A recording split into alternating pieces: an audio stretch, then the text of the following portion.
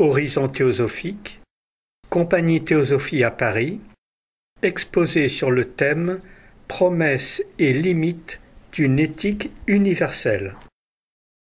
Amis, l'éthique, c'est la science des morales, la science de la morale. Son évaluation, c'est la base de la morale, on pourrait dire, c'est plus fort, c'est ce qu'il y a au tréfonds de la morale. On sait que la morale est très variée, les morales sont très différentes selon les pays, on le sait bien, mais elles ont toutes une forme et un fond. Et dans le fond, c'est ça qui nous intéresse. Il y a peut-être comme valeur universelle la pérennisation de la vie. La vie est une valeur universelle transcendante, mais chacun va interpréter un peu différemment cette façon de pérenniser la vie. Ici, dans une démocratie, il va y avoir un régime particulier. Dans une royauté, ça sera différent. Là, dans un pays où il y aura une sorte de despotisme ou de tyrannie. Et puis, ces pays vont se faire la guerre et on va donc aboutir à la négation de toute valeur universelle puisqu'on va tuer l'autre pour vouloir vivre plus. Donc, y a-t-il vraiment des valeurs qui soient alors complètement universelles? Est-ce qu'il y a une éthique vraiment qui dépasserait ces formes et ces fondements de toutes les morales? Alors, il nous a semblé qu'il y avait deux façons de voir le problème de l'éthique. De voir l'émergence ou l'avènement d'une éthique universelle. Il y a deux façons de le voir. C'est par l'extérieur d'une part et ensuite par l'intérieur. C'est-à-dire, y a-t-il une autorité qui pourrait, de l'extérieur, s'imposer à tous les hommes? Et puis, on verra en deuxième partie, y aurait-il pas une autorité propre à l'homme à l'intérieur qui serait à même de lui faire saisir, comprendre et donc ensuite réaliser ses valeurs universelles. La première partie, donc de l'extérieur, dans toute famille, les parents exigent des enfants le respect de choses communes à toute la famille et, ma foi, les enfants se soumettent. Dans les premières tribus, premiers villages, les anciens dirigent le village. Dans la République de Platon, c'est les plus sages, les plus anciens qui vont gouverner la cité, les 4000 habitants de la République de Platon. Mais on sait bien qu'au-delà, il va y avoir des difficultés parce que même Athènes va s'opposer à Sparte, à Thèbes, etc. Et dans toutes les villes où il y a des régimes particuliers, ces particularismes vont s'opposer et on va arriver à des oppositions, des guerres, où on le sait, dans les temps anciens, en Grèce et à Rome, les vaincus étaient voués à l'esclavage. Et donc, cette démocratie, cette république était réservée aux habitants de la République et l'Empire romain a fait la guerre partout et seuls, on le sait, à Rome, les esclaves travaillaient. Les citoyens romains ne travaillaient pas. Donc l'esclavagisme, on voit bien, c'est la négation de toute humanité.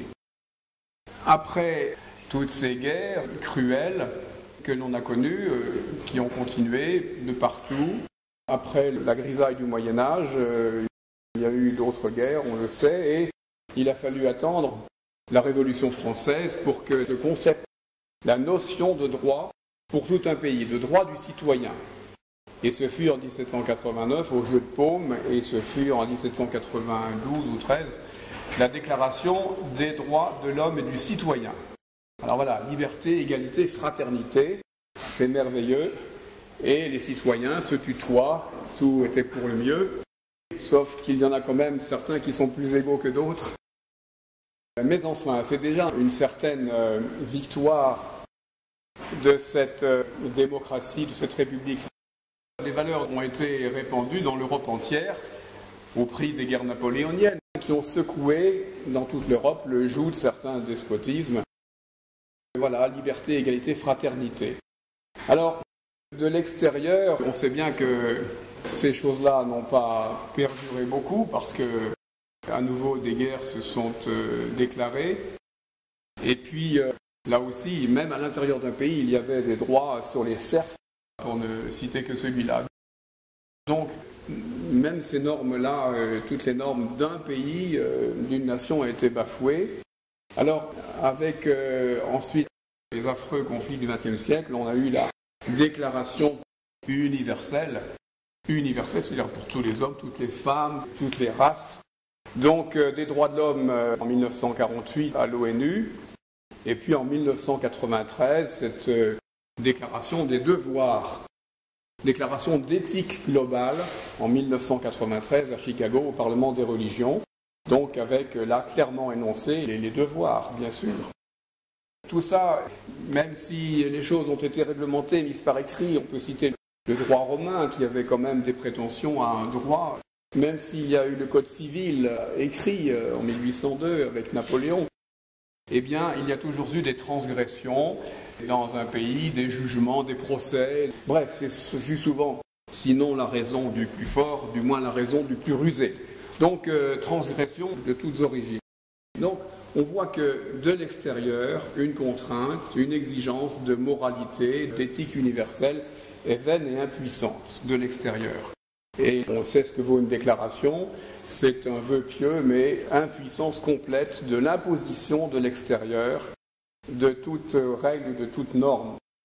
Alors, de l'intérieur maintenant. De l'intérieur, n'y a-t-il pas là moyen de faire émerger, de faire naître, de faire apparaître une éthique universelle? Ça, c'est très intéressant parce qu'on peut remarquer que dans l'histoire de l'humanité, tous les grands instructeurs ont cherché à enseigner, à professer, à instruire. On peut citer la méthode socratique, la maïeutique, où le savant Socrate prend là un élève très profane et en le questionnant, en dialoguant avec lui fait formuler les vérités profondes qui sont en lui. C'est la maïeutique, c'est le dialogue, c'est ce qu'on essaye ici, c'est la méthode employée par Madame Blavatsky dans la clé de la théosophie, bref, le suggestionnement, l'attente et l'enseignement. L'enseignement, c'est très très important et tous les philosophes qui se sont succédés après Platon ont essayé d'enseigner à des élèves l'académie de Platon. Et ensuite, Spinoza a montré par la transcendance de la raison l'évidence d'une morale, d'une éthique, dit-il. Et puis, après lui, Kant, un des plus célèbres, moraliste, qui a nettement énoncé des devoirs, des impératifs catégoriques. Et ainsi, avec ses enseignements systématiques, avec ses instructions, et puis l'exemple des vies de Spinoza et de Kant, qui étaient des vies très propres et très pures, effectivement, on avait là mis en avant, et par écrit d'abord, et puis aussi dans l'enseignement oral, mis en avant des valeurs vraiment universelles pour tous les hommes. Donc grâce à ces philosophes, on a eu des choses très belles. Et puis, après la grisaille du Moyen-Âge, il y a eu l'humanisme qui a fait son apparition, l'homme plus grand, transcendant en quelque sorte, depuis Descartes, Rousseau, l'homme est bon en lui-même, et même Nietzsche qui parle du surhomme qui doit faire face aux contingences, à la nihilité du monde, au nihilisme du monde. Et Sartre aussi, qui quelque part est un humaniste, puisque l'humanisme, c'est cette transcendance de la liberté chez Sartre, la liberté fondamentale. Donc l'humanisme s'est permis, en quelque sorte, de triompher, au moins dans les discours, mais enfin dans les enseignements. Là, c'est plus une contrainte ex cathedra, c'est vraiment la profession, l'instruction de la multitude. Et puis, sont apparus de nombreux opposants. Cette idée d'humanisme, cette idée de transcendance de l'homme.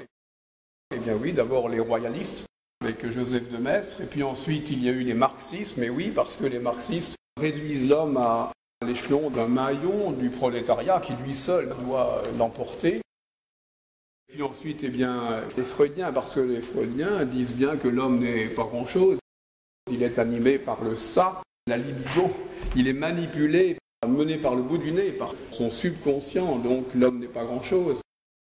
Et puis d'autres. Bref, il y a eu beaucoup d'écoles qui ont contré cet humanisme, et puis avec le progrès technique, les idées eh bien, ont dû évoluer, et on est arrivé à l'individualisme plus ou moins forcené qu'on voit aujourd'hui. Cet individualisme plus ou moins libertaire que l'on voit aujourd'hui avec les excentricités souvent violentes que l'on aperçoit aujourd'hui. Donc l'humanisme est en danger. Alors il y a un nouvel humanisme qui est quand même apparu au XXe siècle, avec peut-être on peut dire déjà Bergson, avec la référence à une conscience profonde, l'élan vital. Et puis Jung, la référence là carrément à ce soi transcendantal, homme te réfères-tu à l'infini, disait Jung. Donc vraiment un humanisme avec un H majuscule qui reconnaît une part de sacré à l'homme.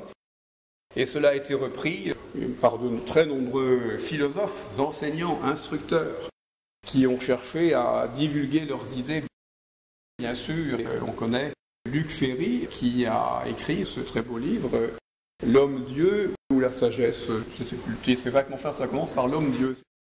C'est une idée intéressante, l'homme est divinisé, l'homme est amené à voir l'humain comme un dieu en potentialité, c'est la divinisation de l'humain.